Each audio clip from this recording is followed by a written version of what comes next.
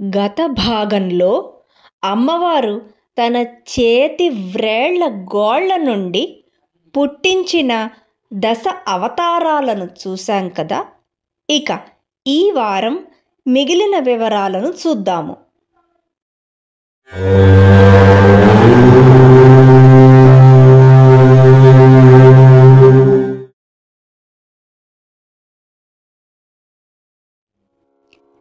శ్రీ లలితా సహస్రనామంలోని 81వ నామమైన మహాపాశుపతాస్త్రాగ్ని నిర్దగ్ధాసుర సైనిక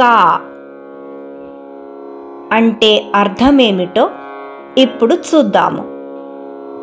మహాపాశుపతం అనే పేరు గల అస్త్రం యొక్క అగ్నిచే పూర్తిగా దహనము చేయబడిన అసురుల సేనలు కలది అమ్మవారు అని ఈ నామానికి అర్థం కలదు. పాశుపతము, మహాపాశుపతము అనే 2 అస్త్రాలు ఉన్నాయి. పాశుపత మంత్రమునకు ఈశ్వరుడు అధినేత, మహాపాశుపత మంత్రమునకు సదాశివుడు అధినేత.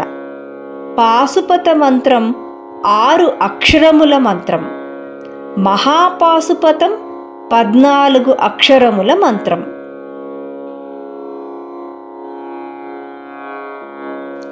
పశూనాం పతిః పశుపతి అంటే పశువులన్నిటికీ పతి పశుపతి అనగా ఈశ్వరుడు. లింగ పురాణం ప్రకారం రుద్రుడు మొదలు పిశాచాల వరకు ఉన్న జీవులందరూ పశువులే. ఈ పశువులకు పతి పశుపతి. పశుపతి యొక్క అస్త్రం పాశుపతాస్త్రం. ఇక్కడ పశుపతి అంటే ఈశ్వరుడు మరియు సదాశివుడు కూడా అని అర్థం కలదు.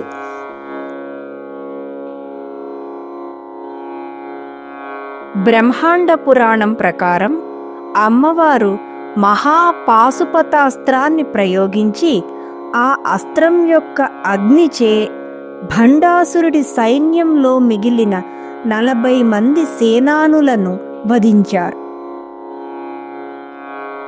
పశువులంటే అజ్ఞానులు, జీవి వేరు దేవుడు వేరు అని భావించే ద్వైత భావములు కలిగిన వారు. తన భక్తులు చేసిన అభ్యాసముల వల్ల అమ్మవారు జీవులలోని అజ్ఞానమును తొలగించి ద్వైత భావములను నశింపజేసి అద్వైత భావములను పెంపొందింపజేస్తారు అని కూడా ఈ నామానికి అర్థం కలదు. తన సైన్యాన్ని అంతా పోగొట్టుకుని భండాసురుడు ఒక్కడే మిగిలాడు.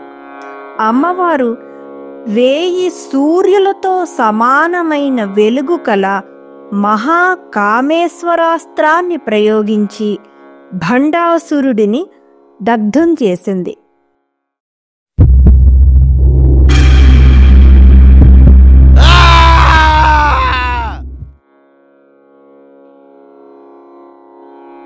అక్కడితో ఆగకుండా ఆ అస్త్రం శూన్యక పట్టణాన్ని కూడా పూర్తిగా దగ్ధం చేసింది.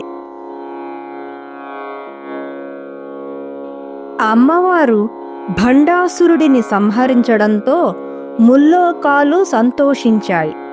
అలసిపోయిన తన శక్తి సేనలని అమ్మవారు తన శిబిరానికి తీసుకువచ్చారు. కావున ఓ అగస్త్య, భండాసురుడి వధ వృత్తాంతాన్ని ఎవరైనా చదివినా వారి సమస్త పాపాలు తొలగిపోతాయి, అష్టసిద్ధులు వశమవుతాయి, ఇహపర సౌఖ్యాలు లభిస్తాయి. ముఖ్యంగా పర్వదినాలప్పుడు ఈ గాథను చదివితే సకల సౌభాగ్యాలతో వర్ధిల్లుతారు. అంతటి పవిత్రమైనది ఈ గాథ అని హయగ్రీవుడు అగస్త్యుడితో చెప్పినట్టు బ్రహ్మాండ పురాణం చెప్తోంది. వచ్చే భాగంలో 82వ నామం యొక్క తత్వార్థాన్ని చూద్దాము. చూశారు కదండి ఈరోజు వీడియో. ఈ వీడియో మీద మీ అభిప్రాయాన్ని కామెంట్ల రూపంలో తెలియజేయండి. మీకు ఈ వీడియో నచ్చినట్లయితే లైక్ చేయండి. మరింత మందితో ఈ సమాచారాన్ని పంచుకోవాలనుకుంటే షేర్ చేయండి. అలాగే మొదటిసారి మా వీడియోని ఎవరైనా చూస్తున్నట్లయితే సబ్స్క్రైబ్ చేయడం మర్చిపోకండి. మళ్ళీ వచ్చే వీడియోలో కలుద్దాం. అంతవరకు మీ వద్ద సెలవు తీసుకుంటోంది మీ మానస.